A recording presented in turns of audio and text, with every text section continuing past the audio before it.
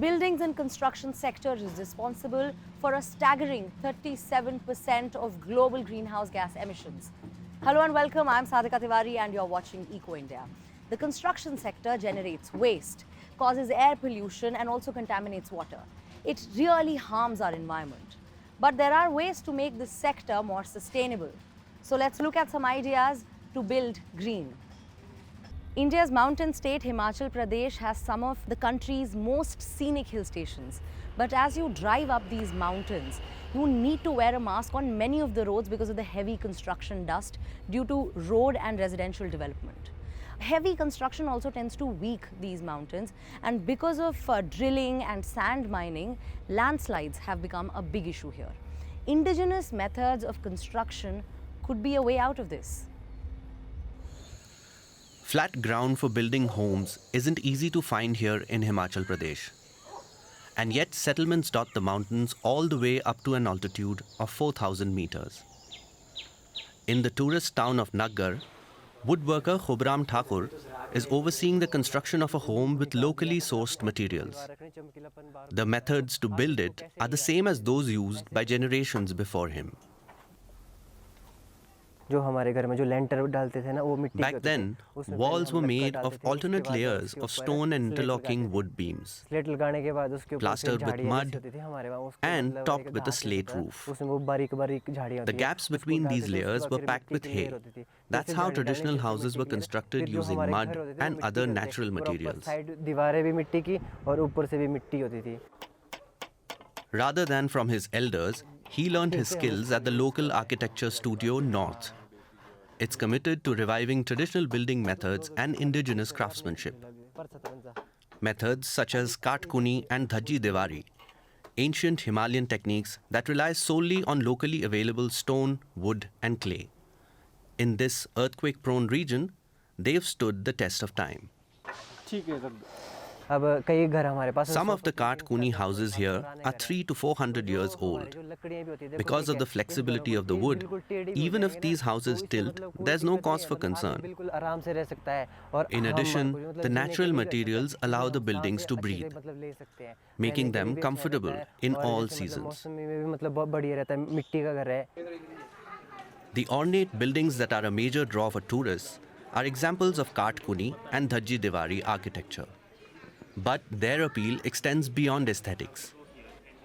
North founder Rahul Bhushan believes the resilience of these techniques makes them ideal for the fragile ecosystem of these hills and should be used for all new constructions. When we start a new project, we have to look at the land, the site, how the sun and wind patterns are, and we have to analyze the slopes to cut the terraces accordingly, so that ultimately the building looks like it's growing out of the mountain, rather than just a bulk propped on top of it. Getting this right beforehand is a large part of the effort. While the region's pre-modern heritage may be a big tourist draw, most new structures here are made from concrete.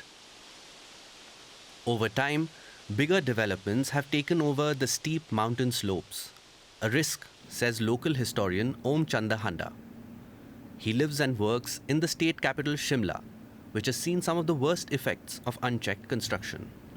40 years back, it is Snowden, Commander-in-Chief of Indian Army, used to stay here, and that is why that is called Snowden building. But now it has become a big complex township. If you happen to see that township on both ways, it is a ridge and both the slope, this is covered and structure. Roorkee Engineering College conducted soil survey, and it said it is not suitable for tall structures. But now 11-story structure in that area. When it will sink, nobody knows. And sink it could, like many of the homes destroyed in the severe floods that hit the region in 2023. Even those built with the strongest reinforced concrete and steel collapsed like a house of cards. 71 people lost their lives and many more were injured.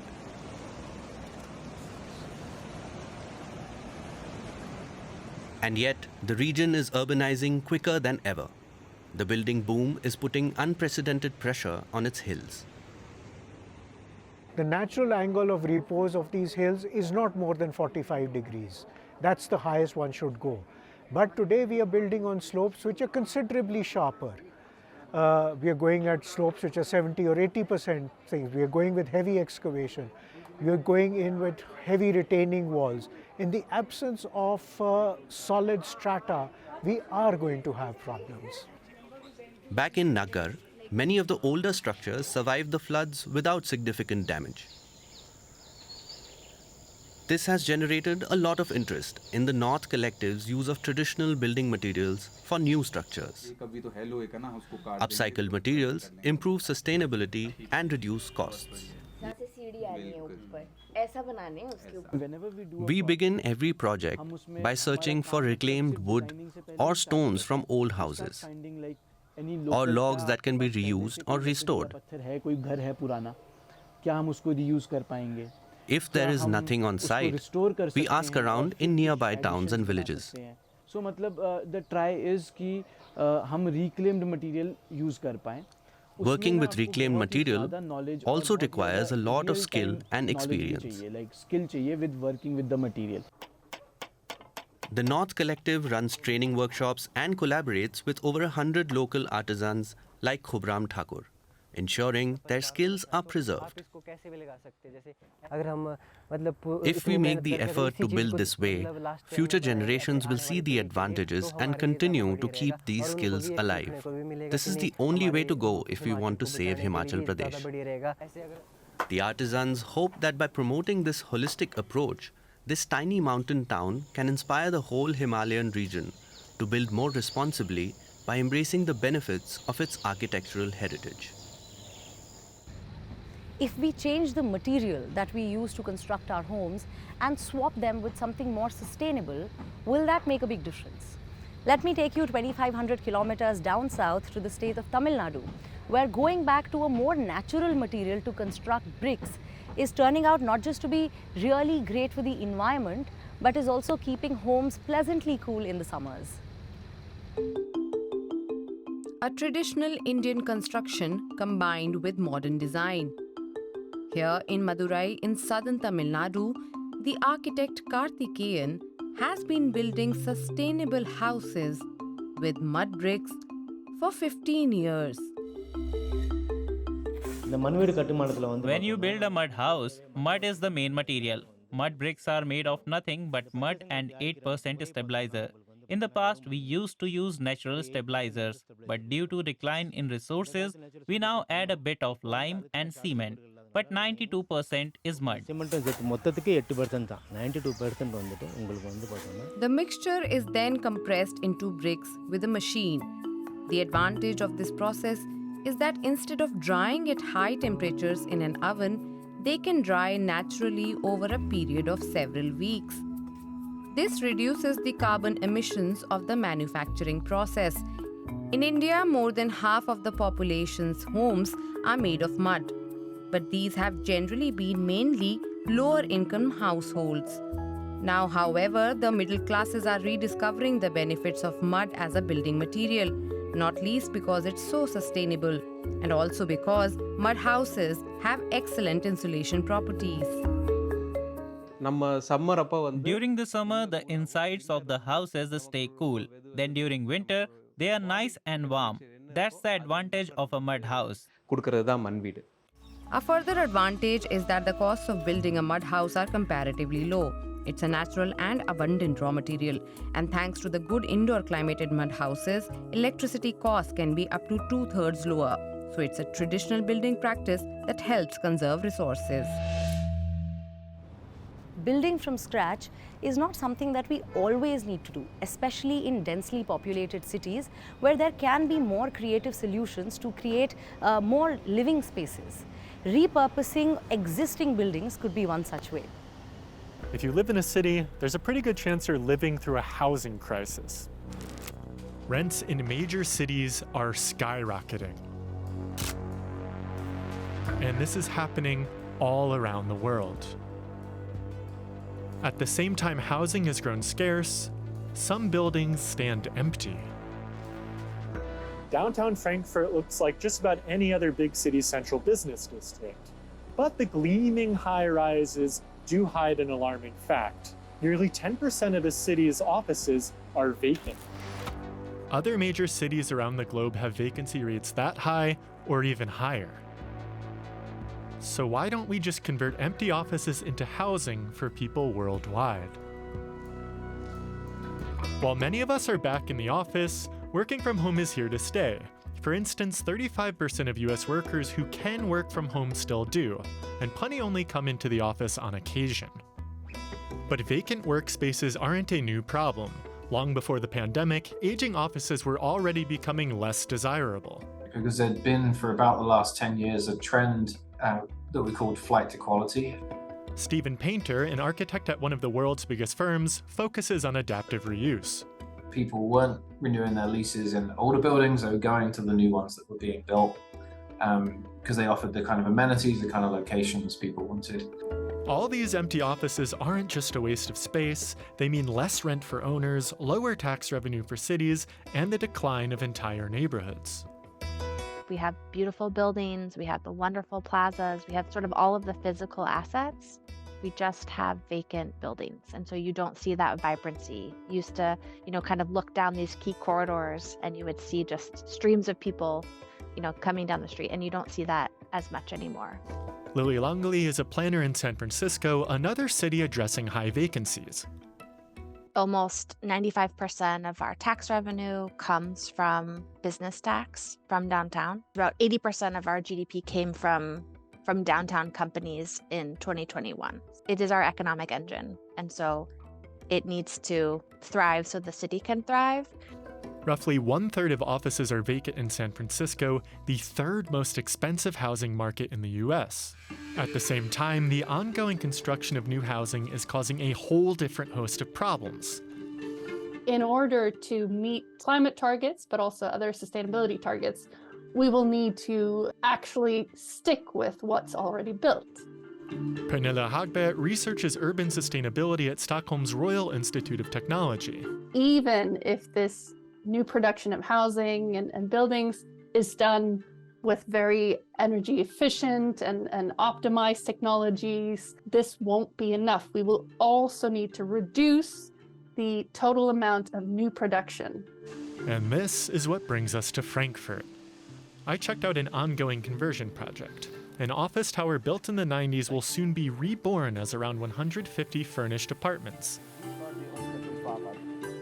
Benjamin Albrecht, the developer's regional European head, is excited about adaptive reuse. The environmental factor is obvious since the building's shell is already standing. The shell alone usually accounts for about 50% of emissions during construction, a fairly significant portion. But it doesn't only save on emissions. Revamping an office building can be up to 30% cheaper, and construction can be done in half the time. Though that depends on the project. This one wasn't much cheaper than a new build, but speed played a big part. I think the time factor is really critical. It allows us to start generating rental income from the property pretty quickly. Repurposing an old building to serve a new function is called adaptive reuse and can extend a structure's life. Think of turning old factories into artist lofts or warehouses into ubiquitous street food halls.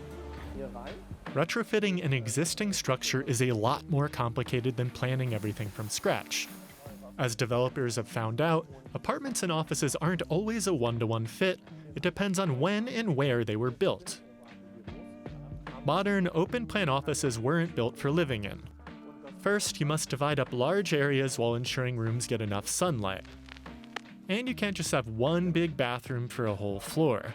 Each room needs ventilation, heating, and power too. Stephen Painter, the adaptive reuse specialist, has even developed an algorithm to measure whether offices are good candidates to be reincarnated as housing. So it looks at over 100 different aspects. And some of the key ones are things like the distance between the elevators and the windows. You want your one-bedroom apartment to have a nice bedroom with a window and a nice living space with a window, and then have maybe the kitchen and the bathroom at the back.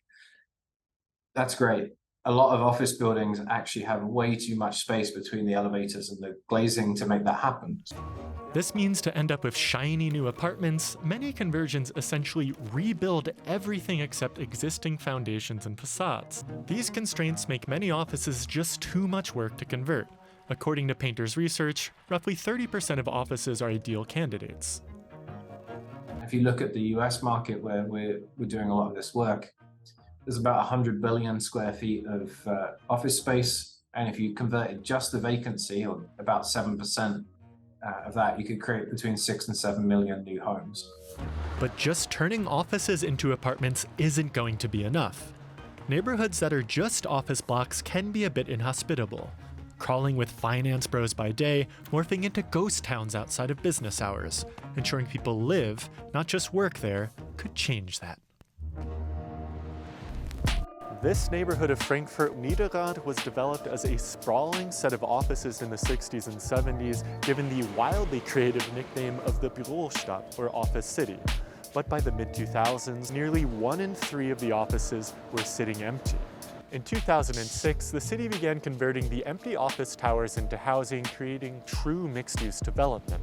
Now it's filled with places to live, shop, eat, and go to school, instead of just places to work. Frankfurt rezoned the area and turned parking lots into green spaces and kindergartens. It brought in developers to build apartments and shops. When they're done, there'll be 6,000 apartments here. Now that the area is livelier, offices have actually become more attractive, so it's easier to rent them out. The Canadian city of Calgary started working with Painter to revitalize its downtown in 2021. Calgary had about 38% vacancy in their office market. And that was at the time one of the worst in the world. They very quickly actually put a program together which gives you $75 a square foot to convert the building, and moved all of the red tape out of the way to make these projects move more quickly. The first 5 projects are now under construction. It represents about 750 new homes, and they have 10 more approved. Painter says much of this housing will be affordable and built with families in mind, thanks to the financial incentives provided by the city. Adaptive reuse often has even more red tape than new builds that will have to change if we're going to use this potential to curb emissions. So if you take Toronto, where I am as an example, there's a rule in all of downtown that you cannot remove office space. It's protected as employment lands. That was created in the 70s, and it just never got updated because there was no need to change it. Well, now there's a desperate need to change it, and it's kind of holding up these projects happening. Such arbitrary regulations are quite common, and approval for conversions often takes as long as it would for a new build, even though the structure is already in place. Since their first office conversion projects have gone well, Benjamin Albrecht thinks his firm will focus more on adaptive reuse. Many developers have shown interest in these projects, and cities like San Francisco are supporting office conversions. The kind of support offered may determine the type of housing we get. Flipping offices into housing is clearly no quick fix, and it's not going to solve the global housing crisis overnight. But Frankfurt and Calgary do show it can make cities vastly more livable, and it can drastically reduce the environmental impact of relying solely on new builds. Let's head to the northeastern state of Meghalaya, where people are taking the term building with nature to a whole new level. When I say bridges, what comes to your mind? The Golden Gate Bridge in California or the Tower Bridge in London? Well, I'm talking about something completely different. Have you ever seen a bridge made with actual tree roots? Living and breathing bridges. The people of these hills have countless names for rain.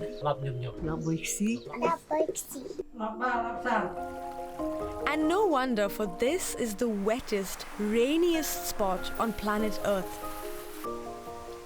The monsoon takes on many forms in the hilly state of Meghalaya in northeastern India. What starts as gentle streams and ends as raging rivers makes life for the 40,000 people that live in this region really difficult. The Khasi tribal community here are mostly farmers, and the rivers that form every year cut their homes off from their farms and markets. But the community here has found a really unique way to survive and thrive through a system of living root bridges. Dah kayu kapur kana husarong ngabalayo antau kat kena kayung keng bung ya sa nam ka pateng la pateng. Bung ong ki kita uta buat tau uta na. I am proud to have built these bridges and leave this legacy for generations to come. No ke hi. Bung ma. And I hope the one to come does even better than what we have done, Bung kham lại ki arsya. especially with new technology and better understanding of the science. These root bridges can last 100 years because they sit higher and they do not rot. Batdor Konglam is a farmer from a village named Maulinong. He started learning to build these root bridges at around 11 years old and is still using his skills 3 decades later. People from his village are building a new one this season to help especially women get access to the market, which helps the local economy. Meghalay's bridges are special and famous because unlike modern bridges, they are alive. The construction material is mainly wood that comes from trees that are still living. And usually even more trees are planted to keep them standing, which helps biodiversity here. How they work is the aerial roots of the epiphyte tree are led into the trunk of an areca nut tree where young roots can grow. Bamboo scaffolding gives both the roots and the villagers support. Rubber fig roots, which have the special ability to fuse and grow as one, are used by the local people to guide the bridge across the riverbank. It's an epic undertaking. Bridges can be over 50 meters in length and can have multiple decks. A single bridge can carry up to 50 people at a time. Norius Tinsong is also a farmer from this region.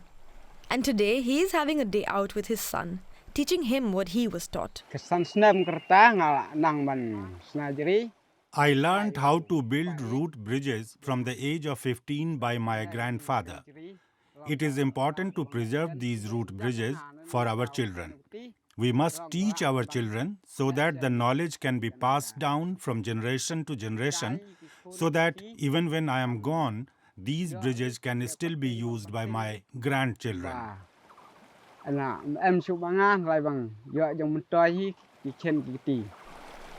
It actually takes 2 or even 3 decades for a living bridge to become usable.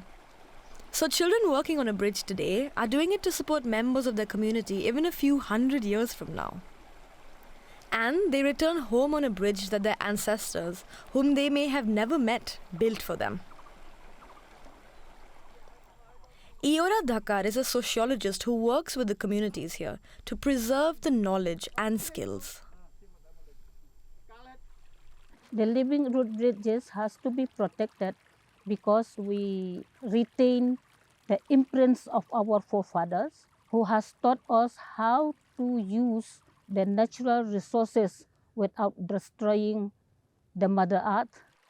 Her belief is that these bridges are the best symbols of the culture of the region and represent the relationship between indigenous communities and the ecosystem. And they help in other ways too.